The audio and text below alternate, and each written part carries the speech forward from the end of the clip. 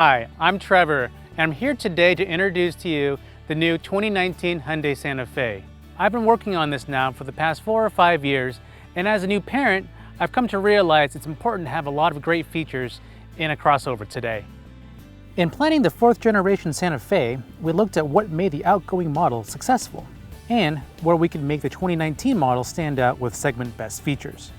To do this, we also closely evaluated key competitors, which include the Ford Edge, Nissan Murano, Jeep Cherokee, and more. We wanted a Santa Fe that had all the key elements for buyers in this segment: differentiated styling, capable driving dynamics, standard Hyundai Smart Sense features, and human-focused technology. It starts with the powertrain, which is available with a pair of 4-cylinder engines.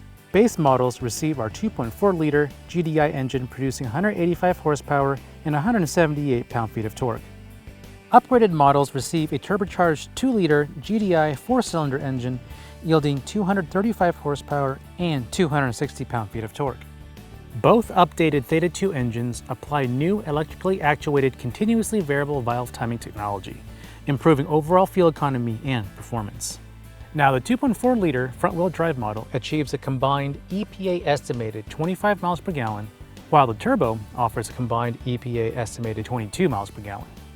New for the 2019 Santa Fe is an 8-speed automatic. Hi, I'm Andrew, and I'm a design manager here at Hyundai's California Design Center, and I'm here to introduce our brand new 2019 Santa Fe. We've completely redesigned the Santa Fe, and our goal was to make it much more of an SUV. The previous Santa Fe Sport really had a almost minivan-like impression, and with the new design, we wanted it to say proudly, "I'm an SUV." To achieve that, we've done a few things on the side particularly, one of which is to make the beltline much more stable.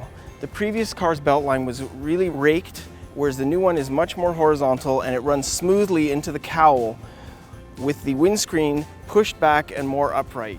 This gives the car a much stronger, more purposeful appearance. It also makes the hood seem longer, which makes it much more powerful. At the front of the vehicle, we've made some changes as well. Along with the shorter dash-to-axle, we've sort of compacted the front overhang and changed the overall impression of the vehicle. The previous car was leaned back, whereas the new one has a much more purposeful stance, like a linebacker, pushing forward into the wind. Here at the front of the car, we have our signature cascading Hyundai grille. In this instance, it's more upright and has a very strong chainmail texture in it.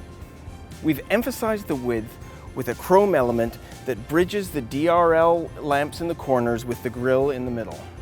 The headlamps are now stacked with the functionality separated between the upper DRL and the lower main combi unit. And next to the combi lamp, we have a functional air curtain. Here's where we show the power in the car. We have this nice, strongly bulged fender flare, and we've achieved that by actually having an undercut here that lets us pull the fender out a little bit more so that it looks a little bit stronger. The mirrors are now mounted on the body, so instead of having a big black triangle here, we have an extra window allowing more visibility from the inside. At the back, we're also emphasizing the width of the vehicle. To do that, we stretched the lamps out as far as we could and bridged them with a chrome trim similar to the front. We've also divided the lamp functionality to let us make the lamps really thin. The lower fascia has a rugged off-road appearance. On the interior, the main theme was inspired by an A-frame wave that comes around and breaks behind the Navi screen. This allowed us to push the rest of the instrument panel down as low as possible to give a wide open feel when you're sitting in the car. This also allows surprise and delight features like the open bin above the glove box door.